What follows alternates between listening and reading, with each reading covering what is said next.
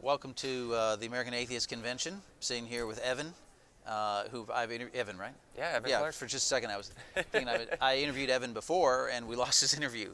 So so it's providential Yes, that it is. we're talking This is again. my resurrection. Yeah, yeah, nice. So anyway, good to see you again, Evan. Good to see you. Tell me, Evan, what you do. I'm Executive Director of Atheists United, which is a community group in Los Angeles, California. The group was founded in 1982, turns 40 years old this year. It's a little older than me. And yeah, we're experimenting with how you build effective, sustainable, secular community for people. And yeah. And you're just in LA. Yeah, we have chapters in San Luis Obispo and Santa Clarita, and we're exploring a Northern California chapter right now. Okay. We're probably one of the top 3 largest communities in America. And of secular communities? Secular communities. Yeah. And as far as I know, I'm one of the only full-time paid organizers at the local level anywhere in the country. So, you know, there are conferences like this, you'll meet a lot of the national organizations, right. And there's lawyers, and there's lobbyists, and there's good advocacy directors, but I'm this weird experiment where we're trying to figure out what it's like to grow and sustain an organization with staff, you know, like right. Church movements. Yeah, I was going to say it's similar to what churches do by the thousands. Exactly. But in the atheist world, this is new. This yeah. is you know we're absolutely trailblazing right now. So if you think about a small church on a neighborhood that has a building, you've got at least a pastor, maybe an assistant, maybe a youth pastor, right? Like, think about the budget that goes with that. That's like $250,000 a year, maybe? Right, yeah. Depending on where you live. In LA, probably not $250,000, probably $500,000 to $1 million. Yeah.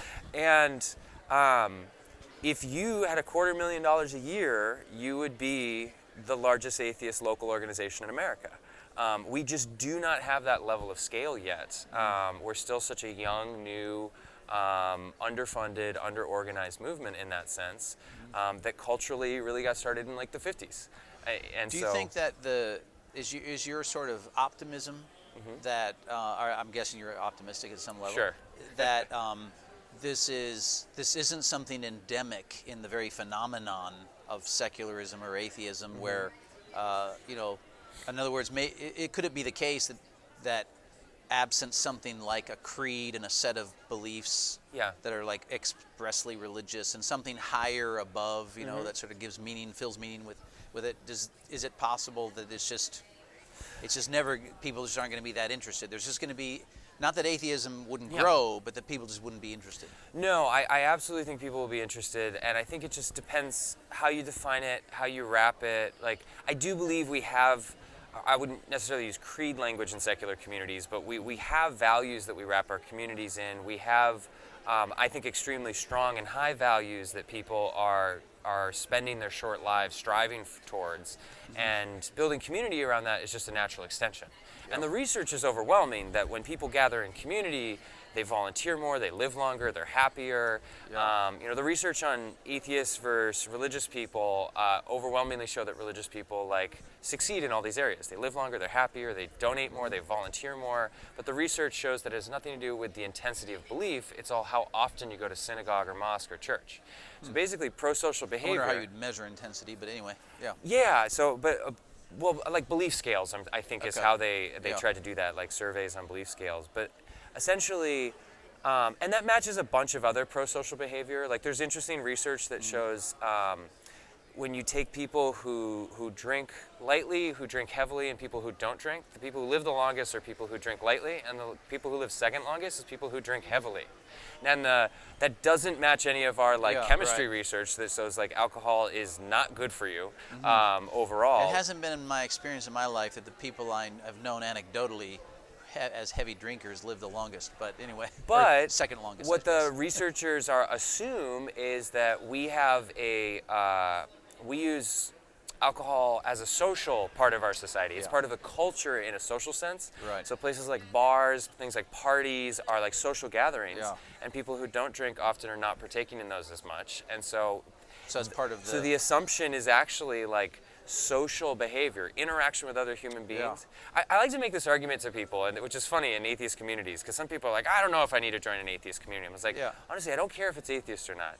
The research says that if you just hang out with other groups of people, I have improved your life. If I can convince you to just like get together in small groups, do anything, join a soccer team, a chess club, I don't really care. If that's all I do, if we never talk about atheism and humanism and joy and meaning and love and children, whatever, like, I've actually improved your life. It does seem like humans flourish better. We're social, you know, I mean, the word the Greek philosophers used was political. Political creatures, but to them, political meant the word city, you know, polis is city. So it means people who are, humans are by nature social creatures, and they organize themselves into cities. And I think it's more or less what you're saying. And I think, as we've talked about earlier, that in a sense, this is just a religious instinct, isn't it? Yeah, I think E.O. Wilson, I think, is the best humanist take on this. He studied ants and used biological arguments to talk about kind of social creatures. And yeah, I mean, we clearly gather and make meaning together. This idea that we can individually separate ourselves and like solve all the problems, like the scale of problems today when it comes to pandemics or it comes to you know, building skyscrapers, like you just can't do that alone. It's true. I mean, I think I have like, I'm interested in your reaction to this, because I've had this thought and I haven't really tested it much, you know. So I don't know. So one of my ideas is that we have this, like, to be human means to be what you've just described. Whether you learn it from ants or not, it's observable in humans, you know. So this is just the way humans are. And as you're saying, it's a success that people are socialized, you know, find meaning with other people and so on.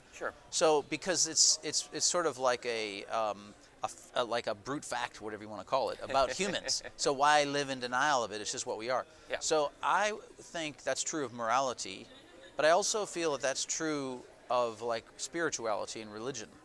That it seems to me humans overwhelmingly are looking for. Looking's not a strong enough word. We just sort of assume there's something more meaningful above us, forget the eye of God, that fills our lives with something bigger than just what like biology or chemistry could show. So, and maybe that's too vague, I'm not sure, but wouldn't that mean there shouldn't be such a resistance then to the idea of just some sort of immaterial, spiritual, religious reality? Just like there's morality. That is an interesting question. I mean, I'm more interested. I'm in that, right? Like I've decided to build communities in this like essentially philosophical space, and the more I do it, actually, the less I care about the philosophical questions. Like it's fun. I meet so many organizers that are trying to do stuff like me, and honestly, like we talk about like, oh, belief's the boring part, right? Like the interesting question is like how we help children grow in community. It's how we solve social problems. It's how we help each other in need. Like these are hard things that religions have been trying to figure out for millennia, and we are adapting to technology, we're adapting to culture changes, we're adapting to modern times. Isn't that's sort of my point though? Like in other words, it's not really like an argument in some sort of systematic way. I haven't even thought about it as a syllogism or something. I don't even really think about syllogism. But I mean just, I really mean it as like a practical thing. Like because obviously what you're doing, I mean, you're at an atheist convention, which is a philosophical question, you know. You're doing something which is, even though you were sort of pushing away from that, you know, trying to say, I don't even really care. Well, but it's what I think I'm arguing is it's maybe a simpler question for people to think about or answer, or at least for me. It's been a long time since I've had to like I don't go into like apologetics chat rooms. I was more just interested in, because you're doing what I think, you're sort of modeling what I was thinking of. But you'd have to have some level of passion to care, right? I'm interested by the phenomenon of what I call apatheists, like these people who seem to be apathetic to the questions of whether there's God or gods, or whether there's things that intervene in your life, or whether like our physical reality is our understanding of physics or not. I think more people are apathetic than care, actually. And it's surprisingly high number, you know? Like most atheists could give a crap about local communities or about why you need to gather with other people, and I think most Christians are the same way, right? Like people are very individualized. And you know, we have very powerful influences. Like having money so you have shelter so you can raise your kids is like a understandably bigger incentive day to day than it is like hanging out on Sunday with a bunch of people to listen to some guy talk about a thing that you never studied. Yeah, it's true. I think that you've put your finger on it. But we do find that in intense moments in life, people do think about this a lot. Like as they're approaching death, as they have children. Yeah, rites of passage. Rites of passage. So, like, to me, I wish we had a more like equal and just society where people had the time and effort and could think about these things, because I find it really enjoyable and meaningful when you feel like you're making progress on these questions, and like I feel like I've come to good conclusions, and now I'm working on like the next questions, which is like, what do I do with it? Wouldn't this, like, to me, and I'm not an expert on Unitarianism, you sound to me like why wouldn't you be a Unitarian? So this is what sounds like Unitarianism to me. Yeah, Unitarianism is quite beautiful, honestly, as a religious practice and there a belief you go. system. I think we've just... it's beautiful. Hi, Unitarians. We've just figured out you're doing beautiful Unitarian. stuff. The critique secular leaders and communities often have of Unitarian Universalists is it's sometimes so open-minded your brain falls out. Okay. And that's a little tongue-in-cheek. Like most of them are really smart people, but it's become a space that is so universalist that it's accepting of a range of beliefs that makes some people uncomfortable with other people's beliefs. So, people who believe deeply in ghosts or pagan ideas, like feel at home in Unitarian spaces. Right. Where atheists often, there's a political edge to the belief because of our Christian culture, where they want to go a step further and stay separate from all supernatural ideas. So where Universalists would say, like this space is welcoming to all. They then don't recognize that there might be a need for safety or political organizing that an atheist might feel. So while you will be accepted in that space, it won't necessarily be the most meaningful space to you. And so atheists have created their own spaces. I think if Universalists was more skeptical of certain things, then it would match the culture and tradition of a lot of people here that are looking for that. So then, okay, so you've made the comment that you think, so America, which I found maybe is true, I'm not really questioning this, I think that this may be true, that America's big divide right now is less over the question of God and more over values. There's progressive values, traditional values, whatever. Well, I don't know that we are good at articulating this, but I do think actually the larger divide between community models. So I think there's two movements. There's political movements and there's community movements, and we conflate them a lot. Often when we talk about an atheist movement, we're almost always talking about a political movement.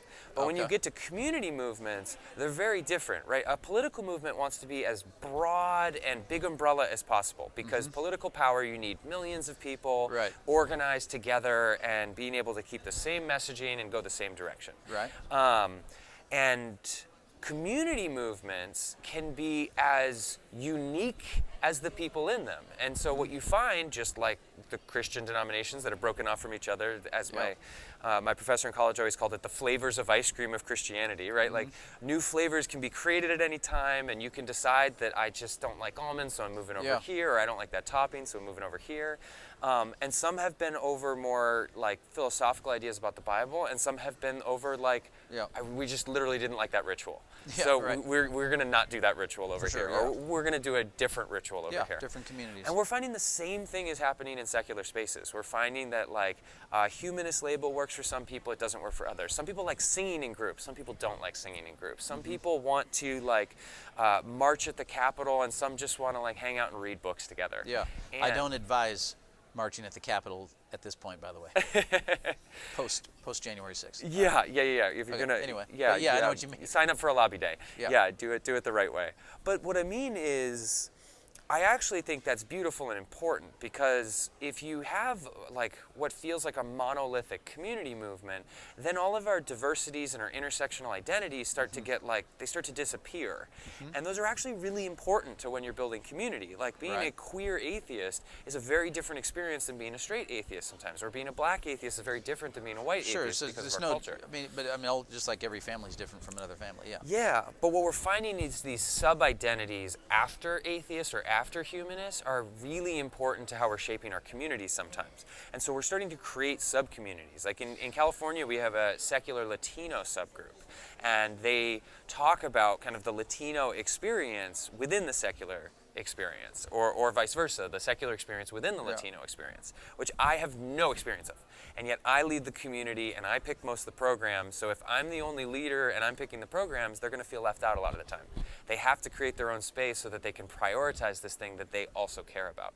What is it then that unite, like, what would unite you then? Like, if you have all these individual communities, then what is it that would be the unifying thing? Because you're like the why are we atheists united? Right. No, I think this is the ultimate question, and today in America, it's our political identity, right? Like, I think culturally and politically, there's something unique about taking on a label like atheist. It's inherently political.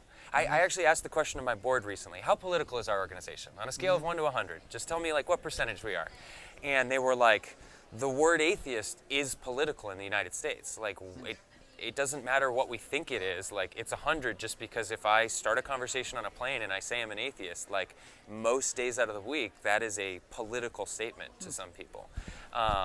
You know, like atheist has been politicized to such a point that the label itself is political. So, and I do think that's what unites us. Like, when you look at organizations like American Atheists, and they consider themselves a human rights organization, it's because they're fighting for equity of people. It's a human rights stance, and they're fighting privilege, which is a like power and discrimination stance.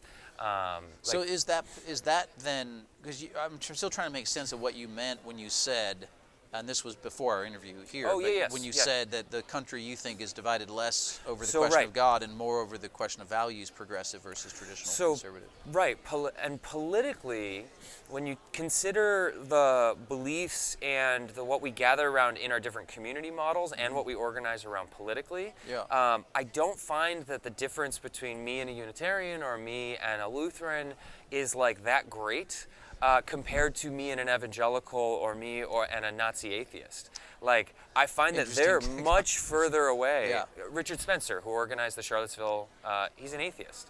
Oh, yeah, really? The Charlottesville, the famous... the Tiki Torch in Charlottesville. Yeah, that man is an atheist, right? Like, I have leagues of difference between me and him politically and socially compared to you and I or any of my religious and interfaith peers. And so when I think about the service work I want to do, when I think about organizing for science, when I think about how to support children in a world that is changing and fighting climate change, like, my allies actually are much more religious. Like, So do you think, like, do you ever contemplate whether Atheists United should just drop atheists and become something other than Atheist United? Right. Could there be a... I don't know, I'm just asking off the top of my head. This is a great question. Yeah, I think ultimately, if we do find equity with the atheist label, like if I could walk into any room and there was no judgment because I'm an atheist or no different treatment because I was an atheist, or if we didn't have religious privilege really separating religious traditions in a way where one has more power than the other, then I wouldn't need to constantly tell you that I am different and I'm treated different, right? Like, it's kind of like, why do I need to tell you if I'm gay or straight when I walk into different situations? Like, it only matters because we're treated differently. You know, if nobody cared and nobody treated anyone differently, like, it really wouldn't be an important label. You know, a lot of the labels we create are because we've segmented and segregated our society over like power. So yeah, long term it might be a useless label. Like, I do think. I was just curious if it's just because most of our community models are exploring other labels. You could be community united, like it seems to me, based on stuff you're saying. Yeah, but what's unique in our culture to be non-religious is unique. Like, you get a unique cultural experience separating yourself from, like, I mean, Christians, the dominant religions in the United States, right? Like, removing yourself from the cultural traditions, from the political connections, and taking on this label of a marginalized religious identity in the United States. Like, there's power in like organizing around that still. And until that is normalized and it is not, there's no use in separating, then like atheists will need to have labels that we gather around, like atheist. I mean, I'm inclined to think that the labels aren't just labels myself, that they're part of an existential, philosophical, deeply, they're not just a label, you know, as my inclination. So I think they'll still, these things still are meaningful in Atheists United or so. But just based on what you're saying, I would, because like because like if I look say at Pete Buttigieg, yeah, you know, yeah, Pete Buttigieg, yeah. and maybe even Biden sometimes, you know, although he's of kind of a different sort of generation, I guess. But I don't really think of Pete Buttigieg. He identifies as a Christian, I believe. Oh yeah. Episcopalian, I think. And I feel he like talks about it a lot in his campaign. Yeah, and I feel like I, virtually know when I read him talk about Christianity, I think it has nothing to do with the way I view Christianity, except there's like only this. It's a very thin connection, just because, to me, a common sense reading of these Gospels, or Paul's letters, you really wouldn't arrive at the way he views things, and whether someone likes it or not, they're sort of what they are, and so I would think, in a way, your organization, in its values, in the way you've articulated, connect more to the way I hear him talk about some of his values. Absolutely. So it's sort of like, what would atheists mean at that point? And that's because what you guys I mean would about, have a community.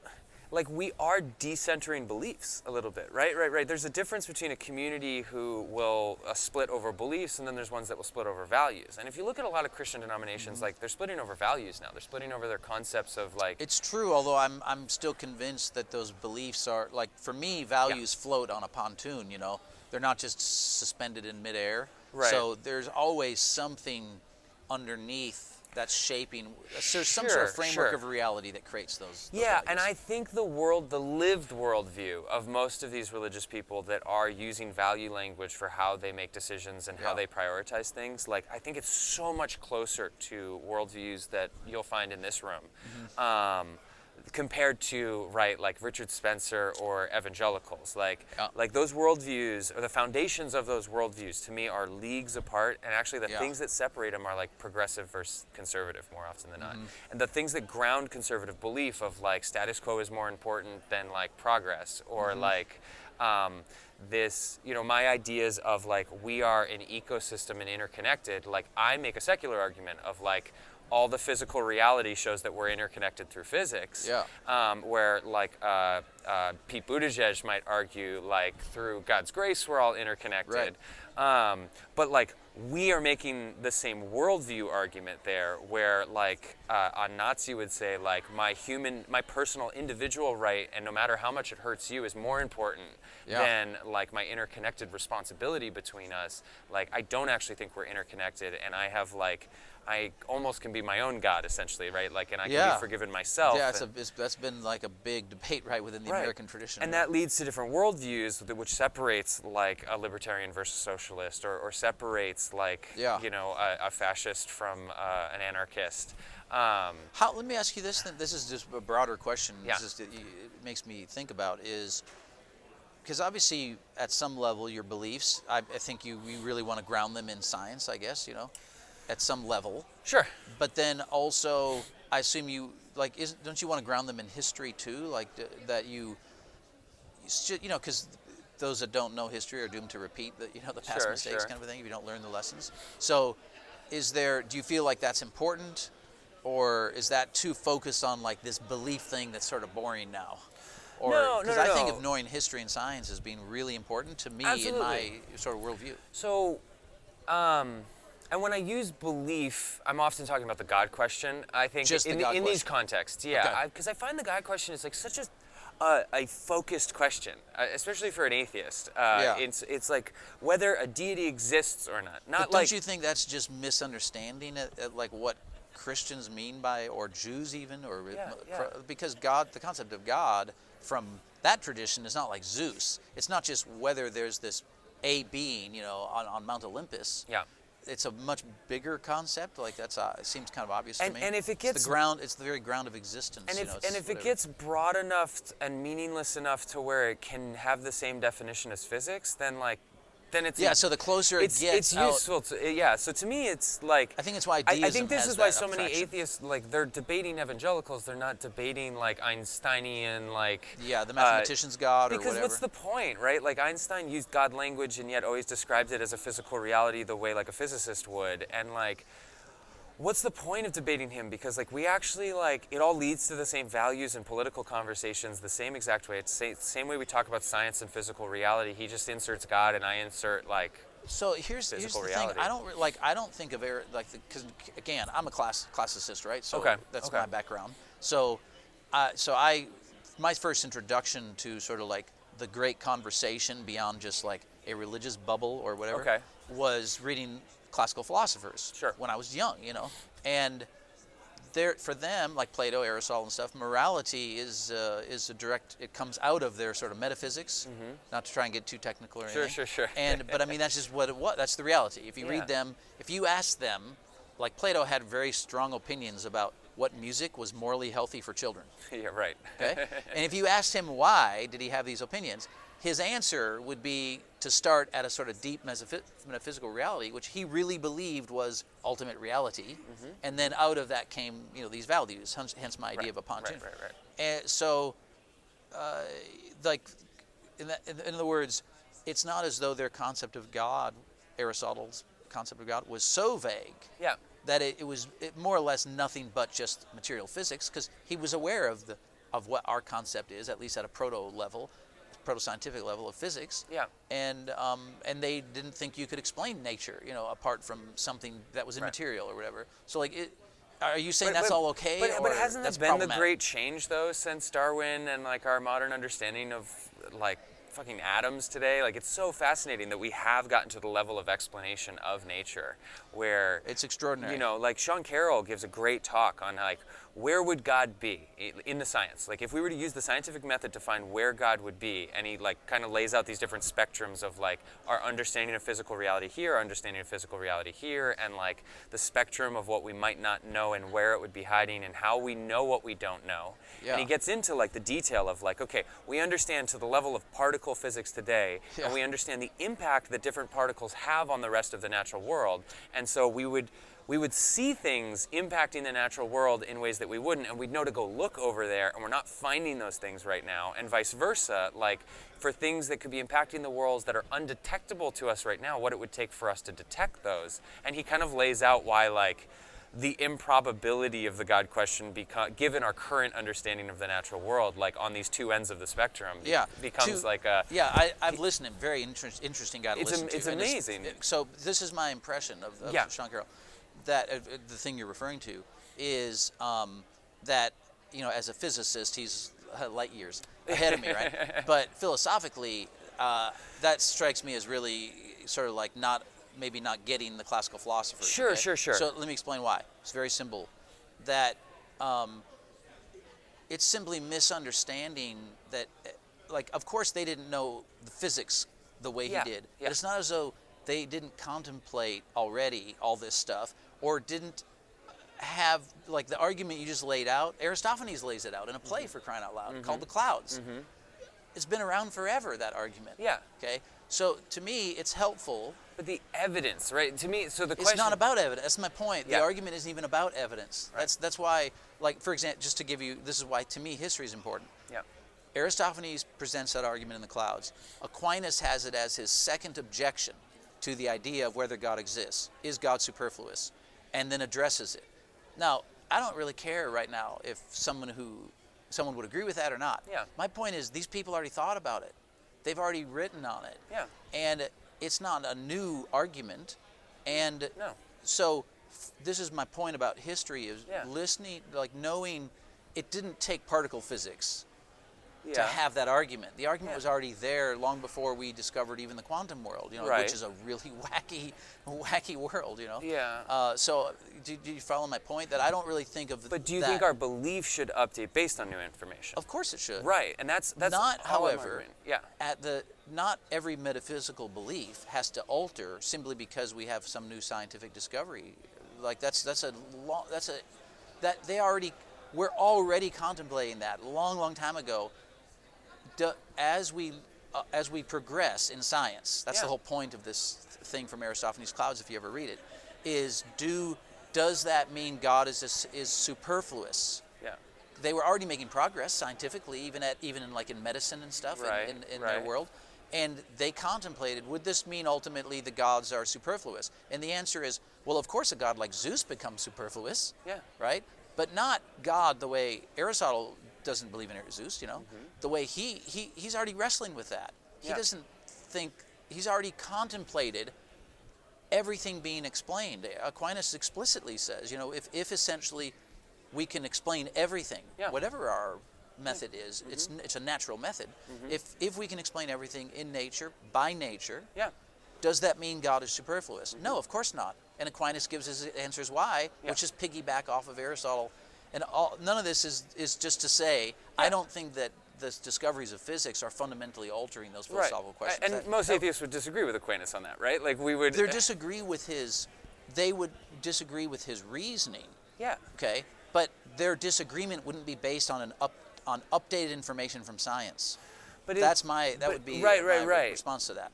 Which is fine, right? Like, but it's important because the arguments that try to back why we should care about these things seem to go back to like physical reality arguments, which are scientific. I agree that that are like obviously what we think reality. If we didn't think it was reality, Although sometimes I think the Star Wars fans might have embedded values from Star Wars into real world. No, I know what you mean. That anyway, because some people are making decisions based on like they do believe physical reality is being altered by this concept of God, or like that the physics isn't actually like the most important understanding. Like for sure, my prayer can grow my arm back or something, right? Like I totally agree. People's beliefs, whatever their beliefs are about ultimate reality, can be reckless and groundless and unscientific. And the grounding, and that's actually true of everybody. At some level. Oh, of course. Oh, right? my God. Yeah. Richard Spencer. Yeah. But yeah, I do find, like, to me, the ultimate belief has been, do you update based on new information or not? Like, which we are like 100% in agreement on about that. Exactly. Yeah. And if you believe that and you ground, like, your understanding of reality and how you ground your values and how you make decisions about your values, like, based on that, then then evidence really matters, right? Like, because evidence is what we use to understand what is more right or less right, or true, or in the physical sense. Yeah, I totally agree with that. So in that sense, it becomes important. And so if people are still grappling with questions about like whether we evolved or not, then suddenly the new information we have becomes very important. If we're getting to the ultimate philosophical question of like whether we can deny like ultimate things beyond physical reality or not, like but to me that almost becomes a meaningless question because like that doesn't interact with my daily life much. I was just going to say, like, Darwin, who I think is really he was a great writer. B, Darwin in his Origin of the Species, and when he's giving his sort of journey, to the Galapagos Islands and stuff, he's clearly states his belief in God. He wrestles with, does what he discover in some way affect his belief in God, and concludes it doesn't, that he actually feels more confident in the sort of greatness of God by what he's discovering. And this is interesting because I think you're very focused on like individual belief, which makes a lot of sense.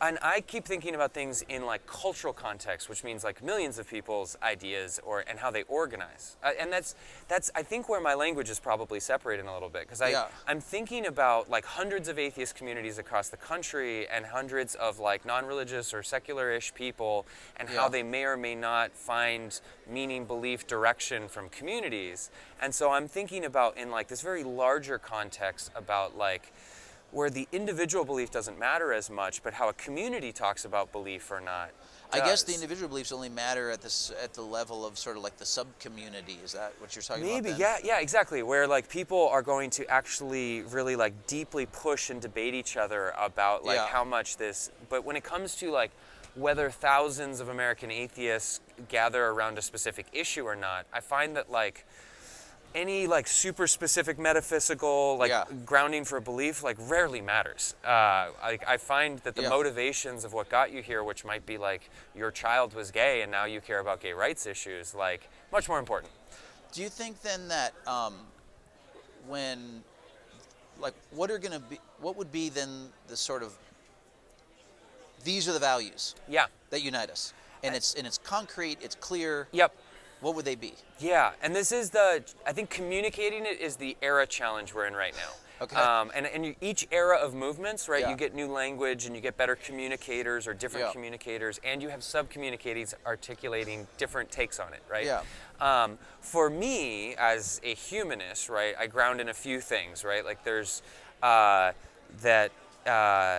like the best understanding method we've come up with yet for understanding the physical world and what is more true or less true seems to be a method like the scientific method. Yep. If we can find something better, great, but I just like... Yeah, so... And what's nice is it's a self-correcting method.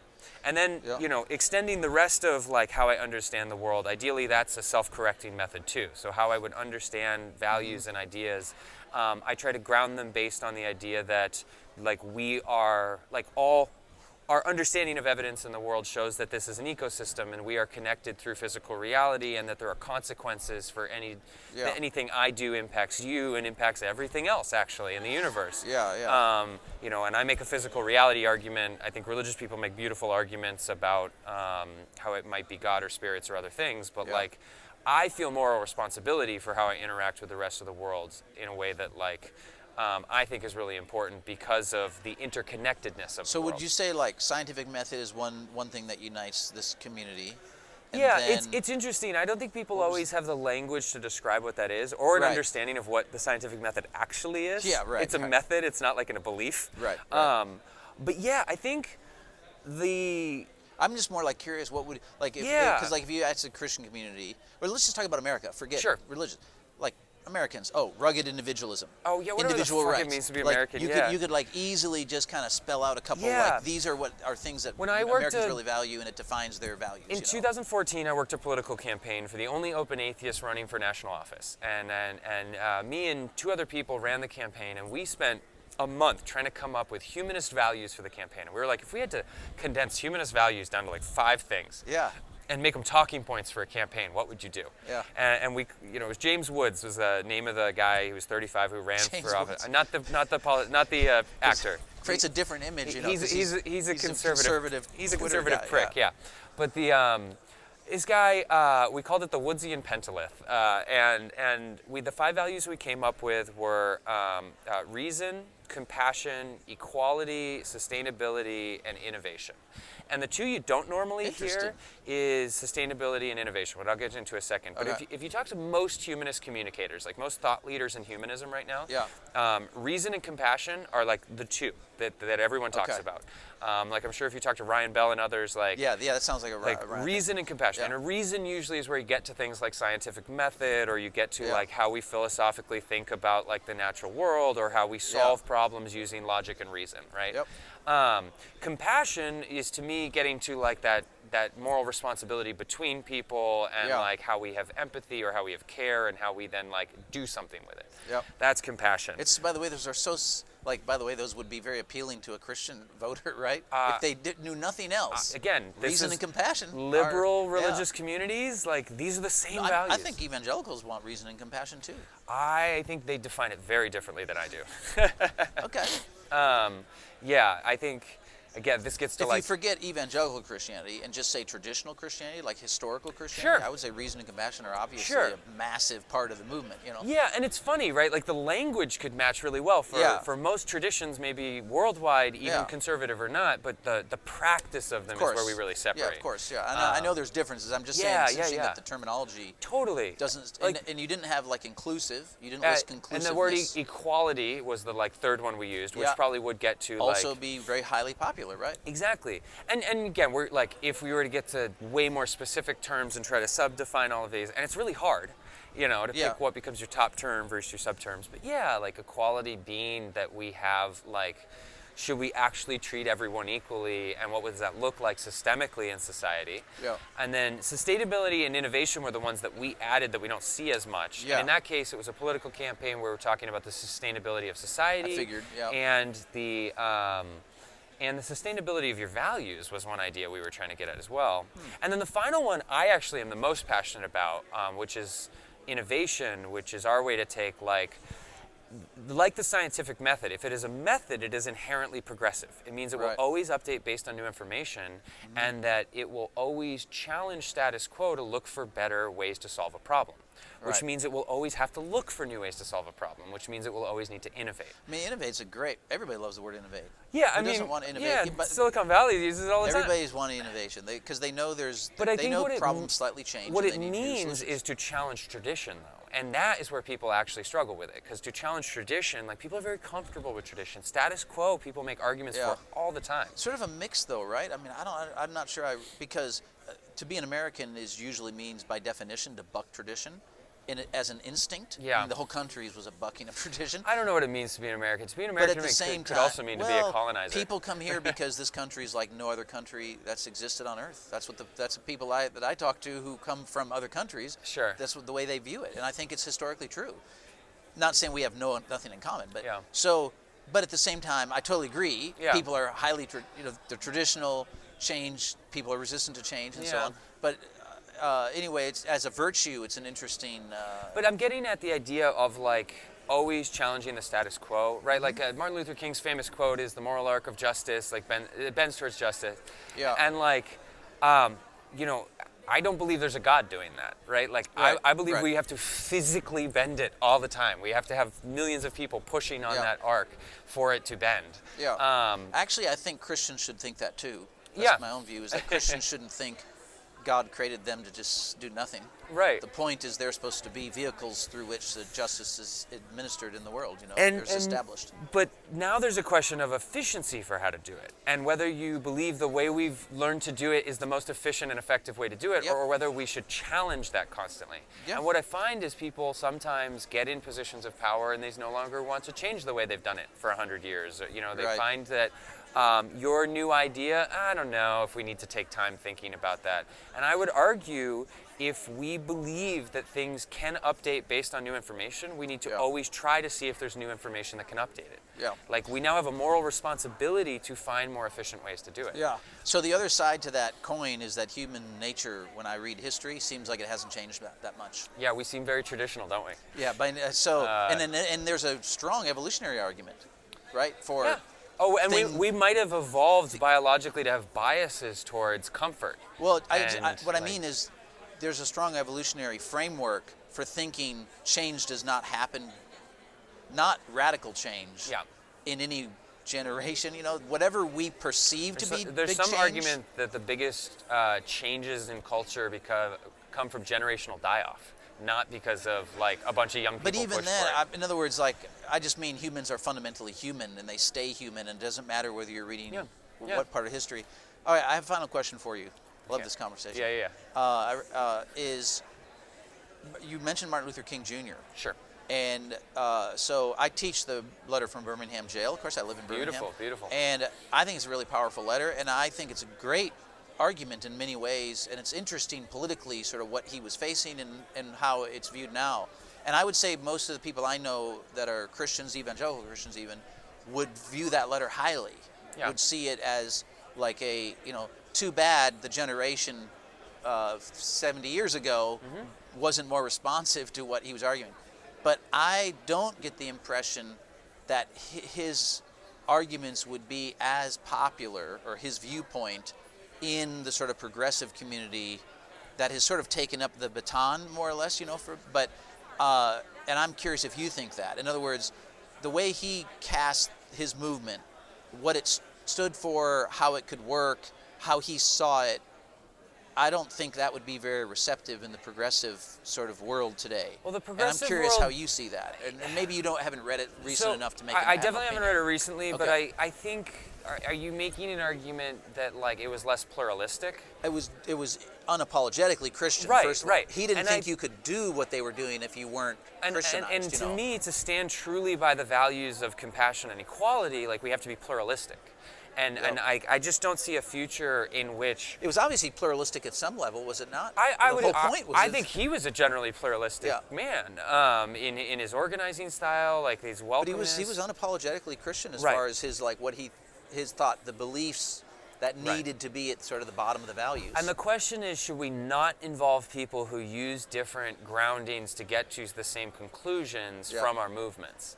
And I am firmly in the pluralistic camp of like, it doesn't matter if you're Muslim or a Zoroastrian or a Scientologist or an atheist. Like, if you're going to stand by these values and you will march side by side with me towards these things, we are now a collective working on these things. It's why Atheists for Liberty is joining with some Christian groups, because they are in agreement about Yeah. what they think is wokeism is a greater threat, than Christian nationalism. Yeah, exactly. And I personally believe, like, fascism is a much bigger threat than belief in God. Like, this is the failure of new atheism to me. Like, I never thought the belief in God is what made you a good or bad person. Like, the idea that grounded everyone's values inherently, like, there's no evidence to back that. I see, like, I find that my, again, I use progressive religious as my language, but my progressive religious friends are, like, doing far more good work than most of my atheist friends when it comes to, like, a lot of their work in society. And I'm like, I want to replicate most of that work, not fight them over whether God exists. Yeah.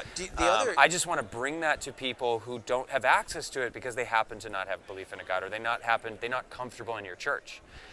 Okay, so the other thing about Martin Luther King Jr. is I actually don't think his values even are quite the same, even though the language is often the same. So I don't think his idea of justice wasn't quite the same. And it's evolving now. He warned, at that time, he warned them that if they, the white pastors and stuff, that if they didn't make compromise with him and his movement, then behind him would be more violent forms of what he was doing. Sure. That would be more aggressive, which I think there's more violent forms now that have picked up that baton.